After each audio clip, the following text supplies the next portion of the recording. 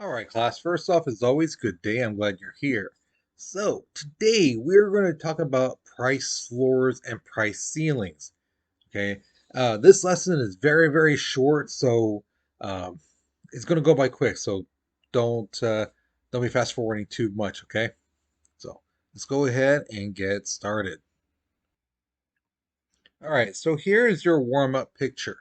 Um, so, basically, from your analysis of this picture, what do you think this artist is trying to say about this person's particular business?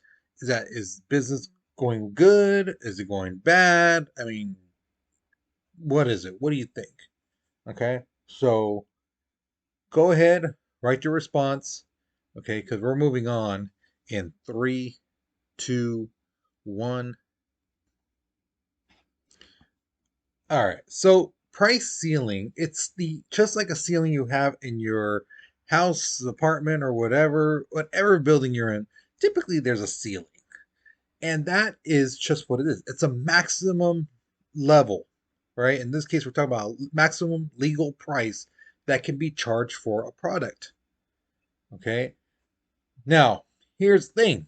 Can I say, I'm just gonna use this thing right here. Little, I don't know if you can see a flash drive.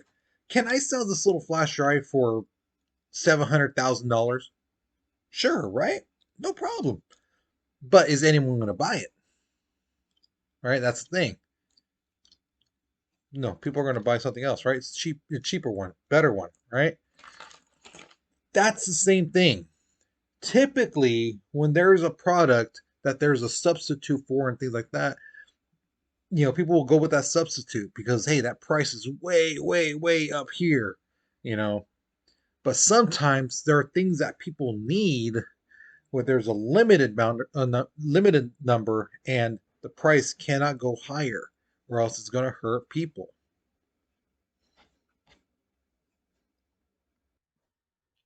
So a great example of this is rent.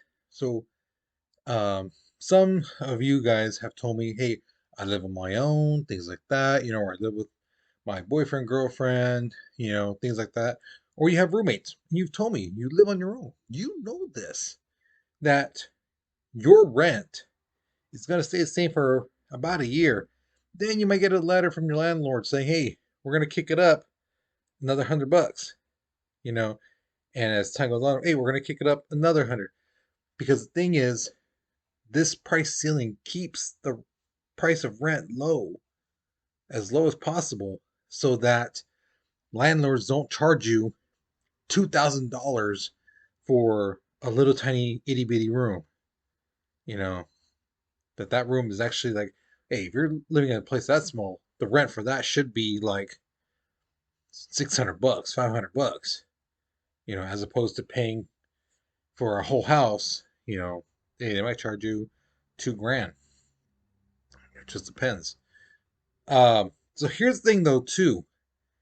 Let's say the landlord says, you know what, I can't, I can't afford to have this,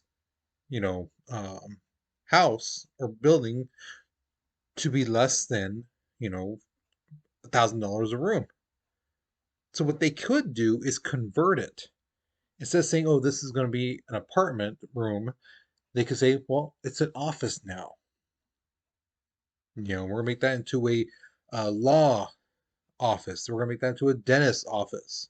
We're going to make condos out of those, rooms. That's their option, because the thing is, some of them might see like there's no incentive if the rent is kept low. That's why again they allow them to raise it, every year by a certain amount. Okay. So price ceiling keeps things from going above. Price floor is quite the opposite. This is the lowest legal price that can be paid for a good or service. The best example is minimum wage. Okay. It is the lowest legal wage that can be paid to most workers. Okay. Now, here's the thing. I've had some students in class tell me, well, isn't the minimum wage rising up in California? Yeah, it is. Because what happened was people realized, you know, the supply and demand thing, right? The part where they cross, the lines cross, that's called the equilibrium. All that stuff applies to everything. And what happened was they basically just realized, you know what? Minimum wage is typically right above that equilibrium. So people could work at like McDonald's, some of that, and maybe not be able to live in a nice fancy house, but at least have enough money to pay rent, buy some food, have some type of clothing, and barely make it, but still able to make it. They're not gonna be millionaires, but they'll be able to at least live on their own, take care of themselves. But what they found out was that the price, because everything was going higher, these guys weren't getting paid enough. They were actually below the equilibrium. That's why, if you notice, you might even have people family members, things like that, friends. People are working like 2, 3 jobs just to stay afloat, barely making it. And yet they're working like 2 jobs. So that's where that's why the minimum wage is going up. Okay. Now, because the employer can legally pay these guys down here, this gives them the incentive to create and sell more things. You know, Here's the thing though, a company can make something, right? Whatever it is. They can make like little remotes, things like this, right? Now, they can sell this little remote here for $1,000. Did it cost them $1,000 to make it? Absolutely not. But do they have the right to sell it at $1,000? Absolutely. But here's the problem. This is what we're going to get into later on in economics. If people don't buy it, your company's going to go under because you're going to be making more and more of this stuff. So all the uh, equipment, the labor, the products, all this stuff, it's going to cost you. And if you put the price way too high, people are not going to buy it. People are going to be like, you know what? I could use my phone instead of that remote. I can buy another type of remote, a universal remote, for $10 as opposed to $1,000. You know, so that's what happens. And then when that person tries to, a lot of times companies when they try to lower the price down again, people are like, "Nah, we're good. I already bought a remote. I don't need another one." So then those companies go under. And again, we'll get more into this type of thing later on in the future. Okay, we'll go more in depth on that. But that's the kind of stuff that happens. So keep this information in the back of your head, okay? So here is your final question.